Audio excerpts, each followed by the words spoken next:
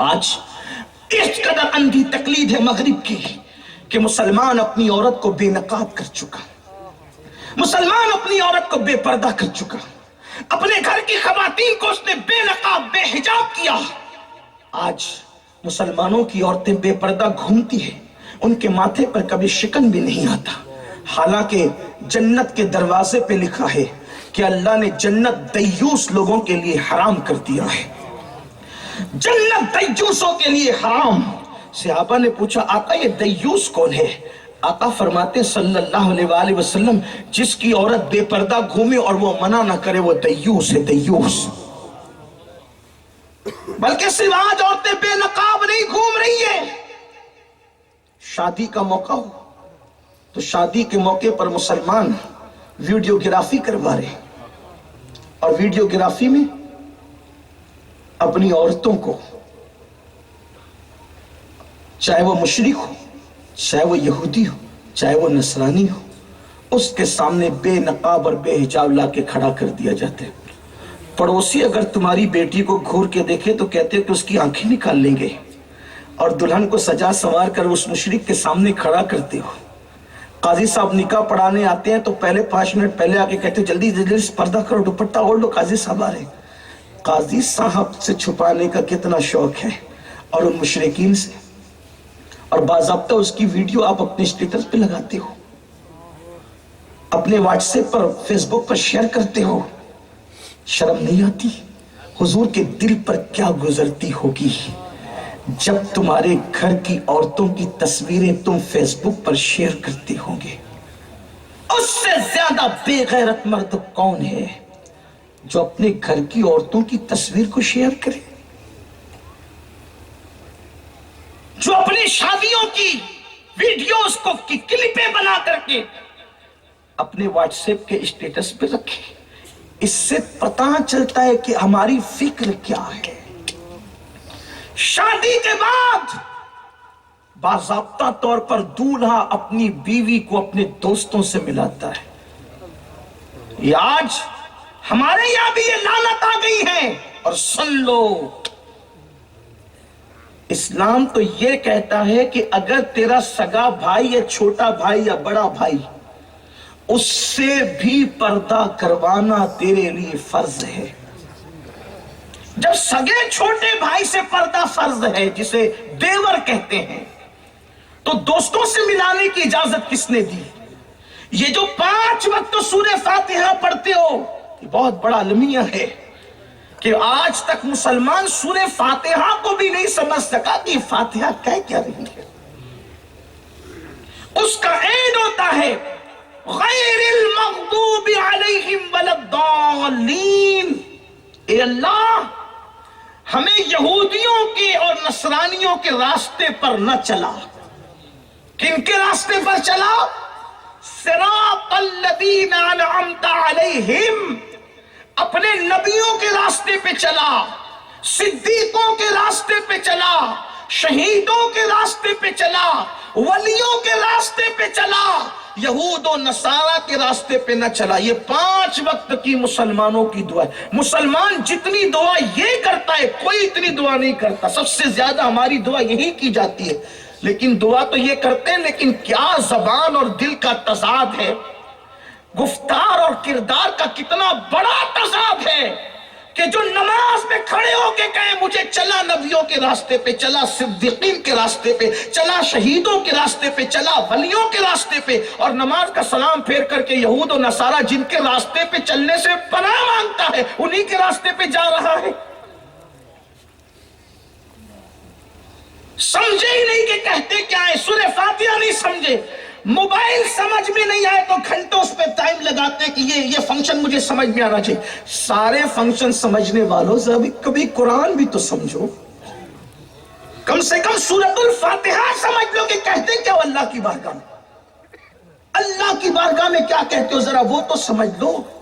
بہت ٹائم نہیں لگے گا، بیٹھو تو صحیح۔ اور قرآن اللہ کی وہ کتاب ہے کہ اگر کوئی قرآن کو کثرت سے پڑھے تو قرآن سے اس کی دوستی ہو جاتی، پھر قرآن کے الفاظ خود ہی بتاتے کہ میرا معنی کیا ہے۔ یہ قرآن کی خصوصیت ہے۔ قرآن خود بتاتا ہے اپنے پڑھنے والوں کو کہ میرا معنی، اسی لیے تو قرآن کا کوئی معنی حتمی طور پر کسی مفسر نے مقرر نہیں کیا. کیوں؟ جب غالب اور اقبال کے ایک ایک شعر کے کئی کئی معنی ہو سکتے ہیں، جب بندوں کے کلام کے اتنی معنویت ہے تو خالق کے کلام کی معنویت کا سبحان اللہ. یہ قرآن مقدس کی شان. آج بھی قرآن کے معنی مومنین کے دل پہ نازل ہوتے ہیں. قرآن کے معنی اب بھی، نزول قرآن بند ہوا ہے، نزول معنی قرآن ابھی تک لوگوں کے دلوں پہ جاری ہے. کوئی قرآن کی تلاوت تو کرے، کوئی قرآن کو سمجھنے کی کوشش تو کرے، کوئی قرآن کو لے کر تو بیٹھے. تو قرآن کیا کہتا ہے؟ تمہیں کس کے راستے پہ چلنا ہے؟ نبیوں کے، صدیقین کے، شہداء کے، ولیوں کے. کس ولی نے اپنی بیوی کو بے حجاب کیا؟ کس ولی نے اپنی بیٹی کو بے نقاب کیا؟ ارے سب کو اپنی جگہ رکھو. جو سب کی جان، سب کی شان، سب کا ایمان، ایمان کا بھی ایمان ہے، اس مصطفیٰ جان رحمت ہی کو دیکھ لیتے کہ انہوں نے اپنی بیویوں کو کس طرح پردے میں رکھا. یہاں تک کہ ایک نابینا صحابی آ گئے تو سرکار نے اپنی سب سے چہیتی زوجہ ام المومنین سیدہ عائشہ سے فرمایا عائشہ پردہ کرو. تو انہوں نے اشارہ کیا کس سے پردہ کرو؟ تو کہا ان سے. عبداللہ ابن ام مکتوم سے نابینا صحابی سے پردہ کرنے کے لیے کہا. تو انہوں نے کہا یا رسول اللہ یہ تو نابینا ہے. آقا فرماتے ہیں یہ نابینا ہے نا، تم تو نابینا نہیں ہو. آقا نے نابینا سے بھی پردہ کرنے کا حکم دیا. اور اللہ اکبر، وہ بھی کون نابینا جس کا ذکر قرآن میں آ رہا ہے؟ عبداللہ ابن ام مکتوم، جن سے اعراض کرنے کی بنیاد پر اللہ اکبر سورہ عبسہ وتولیٰ کا نزول ہو رہا ہے. ایسا شان والا، ایسا متقی، ایسی عظمت والا، اللہ اکبر. ابھی میں سورہ عبسہ وتولیٰ کا ترجمہ نہیں پیش کرتا، وہ بات نہیں کرتا، میرے اندر اتنی جرأت ہی نہیں. کبھی میں نے اس آیت مبارکہ کا کی تفسیر اور تشریح پیش کی ہو، حالانکہ وہ بھی میرے نبی کی چمکتی دمکتی نعت ہے. لیکن اللہ اکبر، ایسی شان والے صحابی، ان سے میرے آقا نابیناؤں کے پردہ کرنے کا حکم دے رہے ہیں. اور آپ تعارف کس سے کرا رہے ہیں؟ ہاتھ کس سے ملوا رہے ہیں؟ شرابیوں سے، زانیوں سے، جواریوں سے، جن کے دل میں اللہ کا خوف نہیں، اللہ کی خشیت نہیں. نئی نویلی دلہن کو ملاتے ہو. حضور دیکھو اپنی بیٹی کی کس طرح تربیت کرتے ہیں. میرے نبی کی بیٹی کی بات آتی ہے تو میں حیران رہتا ہوں کہ اللہ اکبر، کائنات کی ساری عورتیں ایک طرف رکھی جائیں اور میرے نبی کی یہ شہزادی جن کو دنیا سیدہ کائنات، مخدومہ کائنات، ملکہ فردوس بری، سجدہ طیبہ طاہرہ، خاتون جنت فاطمہ الزہرا سلام اللہ علیہا کہتی ہے کیا وہ خاتون تھی جس کے سر کے دوپٹے کو کبھی چاند و سورج نے بھی نہیں دیکھا؟ اپنے نبی کی سنت بھول گئے، اپنے نبی کا طریقہ بھول گئے. ہماری بیٹیاں اتنی پابند تو نہیں ہو سکتی کہ چاند و سورج سے بھی دوپٹے کو بچا لے جائے، لیکن کچھ تو سوچو، کچھ تو پردہ کرو. جانتے ہو جب جب انگریزوں کے نقش قدم پہ چلو گے، جب جب اللہ کے دشمن کے نقش قدم پہ چلو گے، کیا دکھایا جائے گا؟ یہ جو شادی کے بعد دوستوں سے عورتوں کو ملاتے ہو، اس کا نقصان کیا ہے؟ مجھے میرے ایک بزرگ نے بتایا تھا، بہت دکھ کی بات، کہ شہر کا نام تنہائی میں تو بتا دوں گا لیکن مائک پہ نہیں بتاتا کیونکہ لوگ ناراض ہوتے ہیں کہ آپ نے ہمارے شہر کو بے عزت کر دیا. حالانکہ واللہ میری نیت کسی شہر کو بے عزت کرنے کی نہیں. بہت بڑا شہر ہے ہندوستان کا. اس شہر کا ایک جوان شادی کے بعد اپنے دوستوں سے اپنی بیوی کو ملاتا ہے. اللہ نے خوبصورت بیوی دی تھی. جب اس سے ملایا چند دنوں کے بعد کیا دیکھا کہ میاں بیوی کے اندر اختلاف پیدا ہونے لگا. نئی شادی ہوئی تھی، محبت پروان چڑھنے کی بجائے نفرتوں کے بیج بو دیے گئے، خوشیوں کی بجائے غم کے بادل منڈلانے لگے. اس جوان نے اس نئی نویلی دلہن کو جس کے ہاتھ کی مہندی بھی نہیں چھٹی تھی سمجھانے کی بہت کوشش کی، لیکن اس نے کہا کہ میں تمہارے ساتھ رہنا نہیں چاہتی، مجھے طلاق دے دو. ابھی ہاتھ کی مہندی بھی نہیں چھٹی اور وہ طلاق مانگ رہی تھی. جانتے ہیں اس نے کہا ٹھیک ہے طلاق لینا ہے تو کورٹ میں آ جاؤ.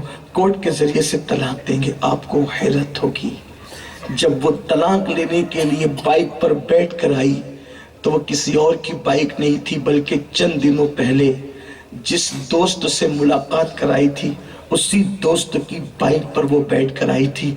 बाद में पता चला जिससे मिलाने ले गए थे उसी से अफेयर हो गया और घर उजड़ गया। ये दिन देखना क्यों नसीब हुआ?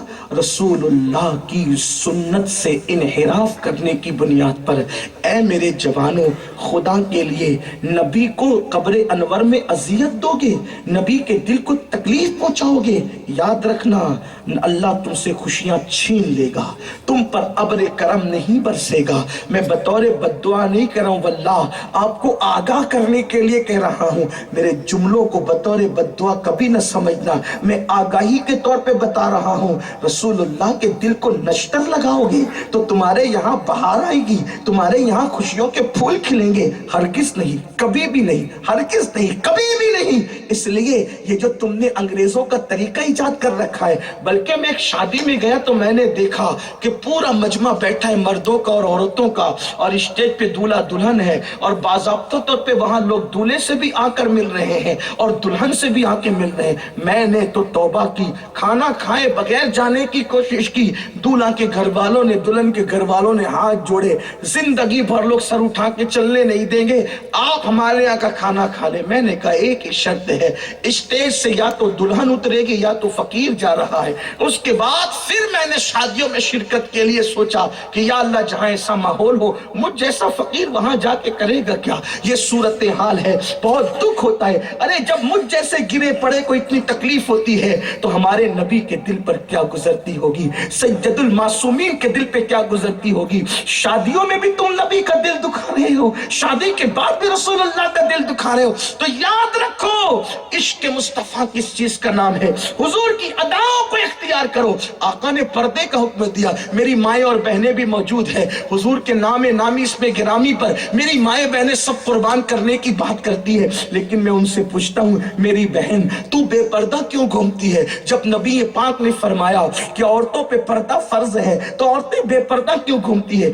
ऐ मेरी बहन, अगर तू सीरियल देखकर जीना चाहती है तो सुन ले, लोगों ने तो तुझसे जीने का हक भी छीन लिया था। वो मेरा और तेरा नबी है जिसने ताइफ की वादियों में पत्थर खाकर, जिस नबी ने मक्के में कांटों पर चल करके औरतों और बच्चियों की अजमत को बताया था, और उस दौर में फरमाया था जिस घर में बेटी पैदा होती है उस घर में 70,000 फरिश्तों का नुज़ूल होता है, और वो फरिश्ते उस बच्ची को चारों तरफ से घेर कर कहते हैं, ऐ कमजोर जान से पैदा होने वाली कमजोर जान, जब तक तू इस घर में मौजूद रहेगी हम भी इसी घर के अंदर मौजूद रहेंगे।